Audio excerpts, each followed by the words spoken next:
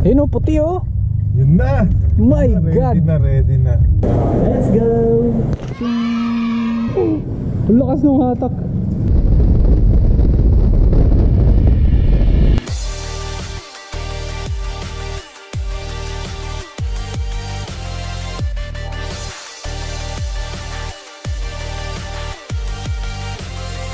What's up mga boss? Welcome back sa ating motovlogging series at ngayong araw ay sasamahan nyo ako sa pagkuha ng aking dream bike sa La Union. Matagal ko na rin tong inaantay. Kitang-kita nyo naman sa mga accessories na hinahanda ko tulad ng crash guard, engine guard, side mirror, tank cover at phone holder na matagal ko nang in-order para sa araw na ito. Umalis kami sa Baguio mga saktong pagkatapos man ng halian. Syempre kasama natin ang ating co-maker na si Boss MJ Malot at syempre ang ating pinamagandang OBR. Konting backstory lang mga boss kasi late upload na rin to sa dami ng ginagawa ko.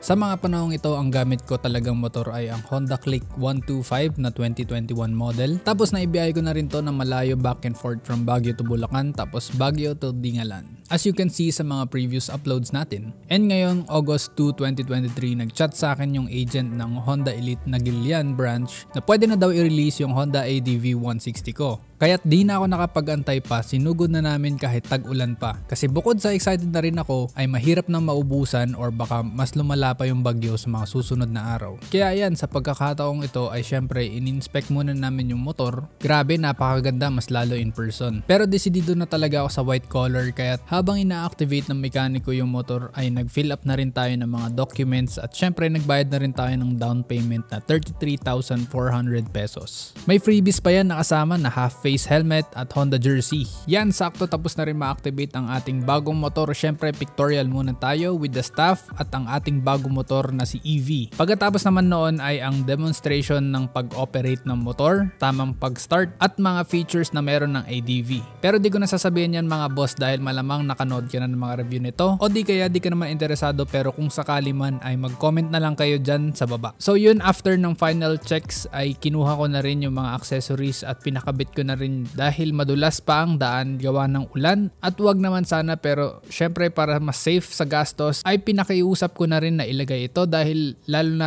aakyat pa tayo ng Baguio gamit ito. So break in agad yung 40 plus kilometers pa uwi. Syempre kasama na rin dito yung Ducati side mirrors natin at yung engine guard. Kaso hindi na natin naikabit kasi baka makahalata na rin yung staff dahil kung tutusin ay bawal talaga muna ito baklasin agad or i-modify. Pero okay na rin kasi ang pinaka-importante lang naman talaga dito na maikabit ay yung crash guard para kung sakali mang sumemplang na naman tayo ay di basta-basta masisira. Pagkatapos niyan ay syempre ay nag-gear up na rin ako para safe ay sinuot ko na rin yung kapote ko dahil ine-expect ko talaga na maulan pag-akyat namin ng Baguio. So tara mga boss, dali na natin to sa pinakamalapit na gas station which is yung Centrum na Gilian. First full tank ni EV ay 475.89 pesos with 7.43 liters. Almost 500 na rin.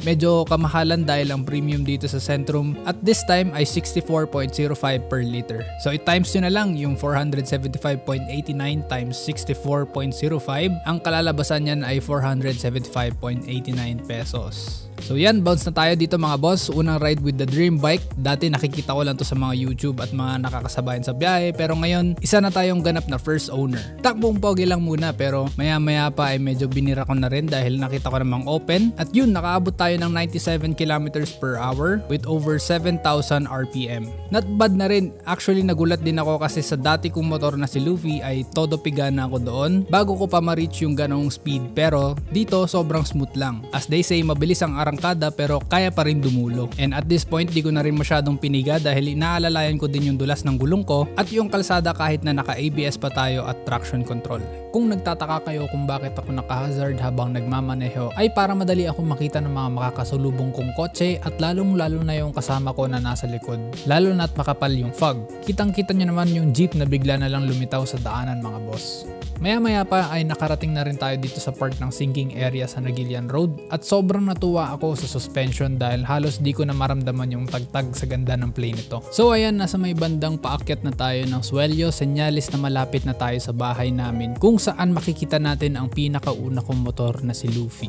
Grabe, nakakamanghalan talaga yung performance kaya't masasabi ko talagang sulit yung upgrade ko mula sa Honda Click 125 to Honda ADV 160. Hanggang sa muli, salamat sa panonood mga boss at ride safe!